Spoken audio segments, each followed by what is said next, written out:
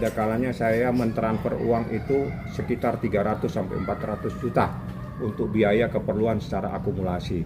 Mungkin saya dibilang pelit bang, karena saya setiap bulan kadang 180 juta sampai 190 juta. Apa itu bang yang menyebabkan saya dikategorikan pelit? Karena saya hanya mampu memberikan transfer, memberikan biaya kehidupan itu 300, 400, 180. Apa itu? Anda yang menilai semua. Ini amanah yang harus saya sampaikan. Bang, Amanah dari Muhammad Ibrahim. Bang Bayu sempat kena megang nggak sih dengan sebutan pelit seperti itu? Ya ini disampaikan. Dia pelit karena dia setiap bulan 400 juta yang ditransfer, yang diberikan. Artinya itu sindiran ya, Bang? Saya nggak tahu. Saya Saya nggak tahu. Jadi saya kan ketemu kira-kira malam, bukan ini 2 hari yang lalu. Bang, sampaikan saya dibilang pelit mungkin karena saya setiap bulan itu hanya bisa memberikan 400 juta, 180 juta. Saya bilang, Baim, apapun yang kamu bicarakan sekarang, saya hanya minta bukti. Saya dikasihlah bukti.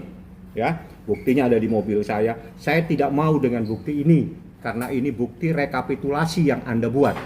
Artinya ini bukti rekapitulasi dari Anda punya akuntan, dari Anda punya staf keuangan. Saya tidak butuh ini. Saya butuh mana bukti transfer? Dikeluarkan bukti transfer. Memang ada kejadian Januari 250 juta, ada kejadian ada sekian-sekian. Pokoknya setiap bulan itu di atas 100 juta. Ada yang hampir 400 juta. Apakah ini bang? Saya dibilang medit, pelit. Mungkin. Karena kau hanya mampu 400 juta, kamu dibilang pelit. Seperti itu. Bang, Ya. Bang, kemarin udah ketemu Baim belum Bang? Kemarin kan sempat beredar video bahwa Paula mau datang ke ulang tahun Enggak, saya enggak nanggapin yang secara pribadi begitu.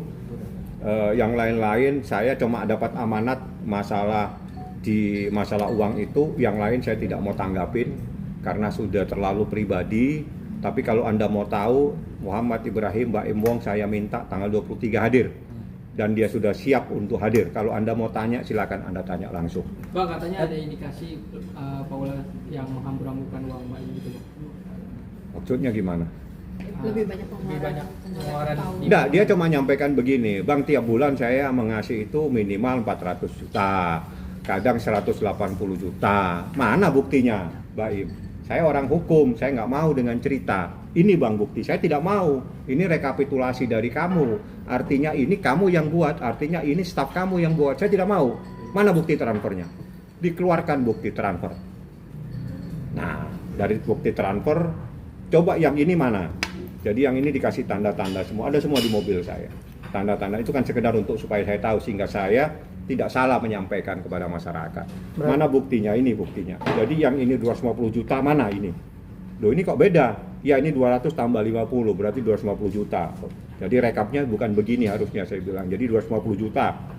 Terus bulan ini 180 juta, bulan ini 100 berapa juta. Nah, apa ini bang saya?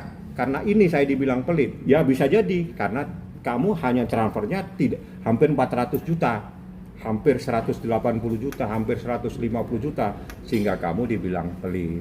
Bang, berarti sebulan nafkahnya berapa Bang? Boleh dibilang Akumulasi itu yaitu hampir 200, 300, hampir 400 Setiap bulan? Setiap bulan itu.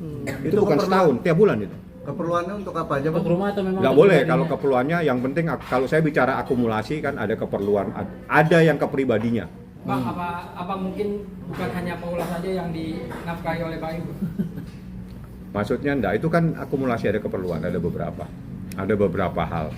Jadi Anda bisa menilai. Jadi karena sebesar itu sehingga dia dibilang pelit. Termasuk gaji karyawan itu bang? Beda. Beda. Karena itu masuknya di Berarti itu- Tiger Wong. Itu hanya urusan pribadi. itu nafkah ya Bang ya? Nafkah.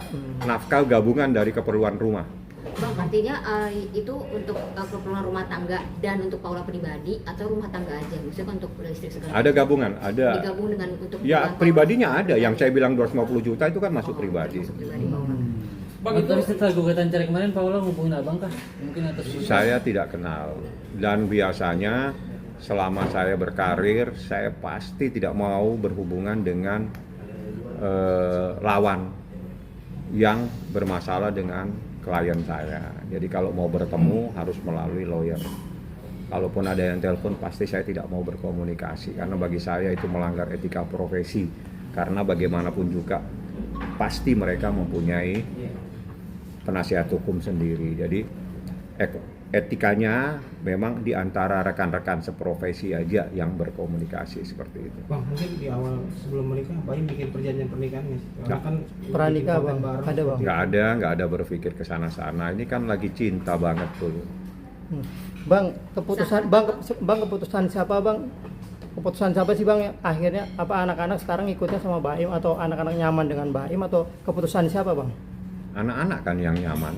Jadi kalau anak-anak nyaman menurut Undang-Undang Perlindungan Anak, yang terbaik buat anak itu yang harus dilaksanakan. Saya pikir itu amanatnya dari Baim Wong sudah saya sampaikan tentang uang yang selama ini dia berikan. Tapi Bang, Bang, besok kan ada pemeriksaan Pak Dewa, Bang. Bang, Kenapa? yang Baim itu Lu ada lagi. Bang. sama Baim dan Paula menikah atau memang Itu tiap bulan. Yang 400 juta, 200 juta, 180 juta itu setiap bulan. selama dia menikah sampai hari ini? Ya, saya minta diputus dari tahun 2020 kalau tidak salah sampai 2020 sendiri, 2021 sendiri, 2022 itu yang ada sama saya. Yang lain saya tidak mau melihat. Bagi saya itu cukup. Ini Bang amanat saya, sampaikan Bang, saya setiap bulan seperti ini. Silakan Anda menilai. Gitu loh. Karena kalau itu saya dibilang pelit, saya juga bingung.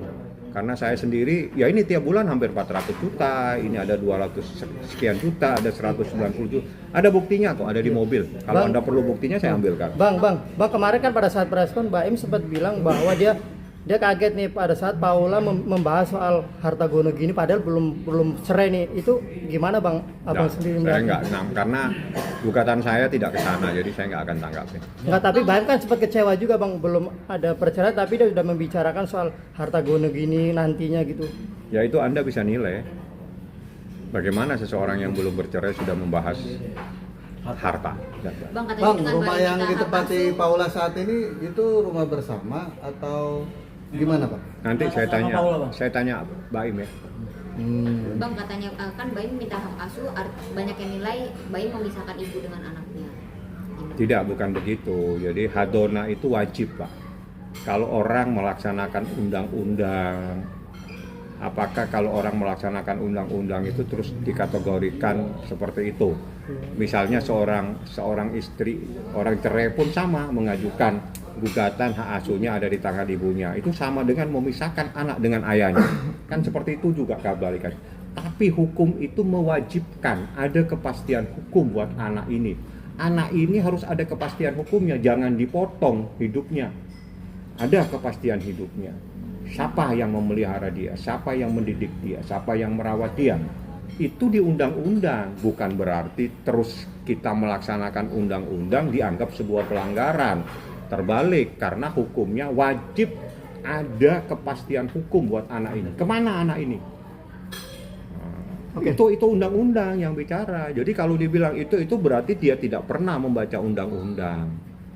Itu kompilasi hukum Islam ada, undang-undang di mana, undang-undang KUH Perdata ada, itu sudah ada semua. Oke Bang, terakhir Bang ini kan artinya banyak yang meragukan bahwa apa statement Baim menuduh si Paula selingkuh. Nah, Abang sendiri punya, artinya Abang yakin untuk melihat bukti bahwa benar adanya dugaan perselingkuhan itu Bang? Saya kan sudah janji, saya hanya membahas uang. Itu dia Yang lain tanggal 23. Kita lanjutkan pertanyaannya. jadi Sudah, jadi kita komitmen. Kan kita deal, saya akan bantu jawab. Wawancaranya saya jawab, tapi sebatas amanah. Jadi gini, kalau seseorang dikasih amanah, amanahnya saya hanya menyampaikan masalah uang. Kalau saya melanggar itu, saya melanggar amanah. Kau suka saya berdosa, enggak kan? Ya sudah, kalau gitu jangan dilanjutkan pertanyaannya. Enggak. Tapi Abang melihat bahwa apa yang disampaikan Kan nggak boleh, sudah amanah. Jadi